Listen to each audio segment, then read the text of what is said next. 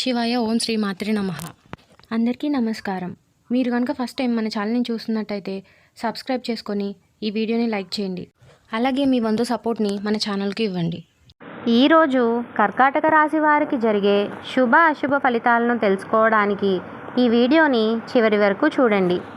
ఈరోజు కర్కాటక రాశి వారికి ప్రశాంతత మరియు ఆత్మవిశ్వాసం పెరిగే రోజు.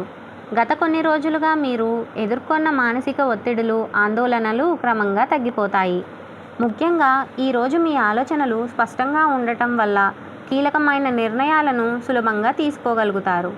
ఉద్యోగ వర్గానికి ఇది అనుకూలమైన సమయం. మీ కృషికి గుర్తింపు లభించబోతుంది. పై అధికారుల నుండి ప్రశంసలు కూడా అందే సూచనలు ఉన్నాయి. వాణిజ్య రంగంలో ఉన్నవారు కొత్త ఒప్పందాలు కుదుర్చుకోవచ్చు. నూతన వ్యాపార సంబంధాలు ఏర్పడే అవకాశం ఉంది. కొత్త పెట్టుబడులకు ఇది అనుకూలమైన సమయం అయినప్పటికీ ఒకసారి పెద్దల సలహా తీసుకోవడం మంచిది. విద్యార్థులకు ఈరోజు సాధనకు అనుకూలమైన రోజు.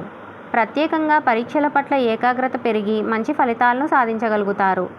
ఆరోగ్యపరంగా చూస్తే మానసిక ప్రశాంతత వల్ల శరీరానికి శక్తి లభిస్తుంది. ఒకే విషయంపై ఎక్కువగా ఆలోచించడం వల్ల తలనొప్పి, అలసట్లు ఉండవచ్చు. కాబట్టి యోగా లేదా ప్రాణాయామం చేయడం ఉత్తమం. కుటుంబంతో కలిసి గడిపే సమయం ఆనందాన్నిచ్చే విధంగా ఉంటుంది. సాయంత్రం సమయంలో దేవాలయ సందర్శన లేదా ఏదైనా పుణ్యకార్యం చేయడం వల్ల మరింత శుభ ఫలితాలు కలుగుతాయి. ఈరోజు మీకు కలిసొచ్చే రంగు పసుపు. కలిసొచ్చే సంఖ్య 2. అలాగే ఈరోజు మీరు పార్వతీ పరమేశ్వరులను కలిసి పూజించడం ఉత్తమం. ఓం నమః శివాయ అనే మంత్రాన్ని 108 సార్లు జపించడం వల్ల మానసిక శాంతి కలుగుతుంది.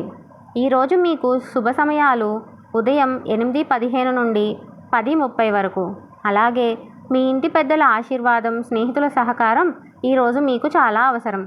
అనవసరంగా ఇతరుల పనుల్లో తలదూర్చడం ఈరోజు మీకు మంచిది కాదు. ఈరోజు సానుకూల ఆలోచనలతో ముందుకు సాగితే జీవితంలో మంచి మార్పులు ప్రారంభమవుతాయి. శుభదినంగా మలుచుకోవాలంటే ఆత్మవిశ్వాసంతో కూడిన నిర్ణయాలు తీసుకోండి. ఈ వీడియో కనుక మీకు నచ్చినట్టయితే ఈ వీడియోని లైక్ చేసి మీ ఫ్రెండ్స్ అండ్ ఫ్యామిలీ మెంబర్స్కి షేర్ చేయండి. అలాగే మన ఛానల్ను సబ్స్క్రైబ్ చేసుకోండి.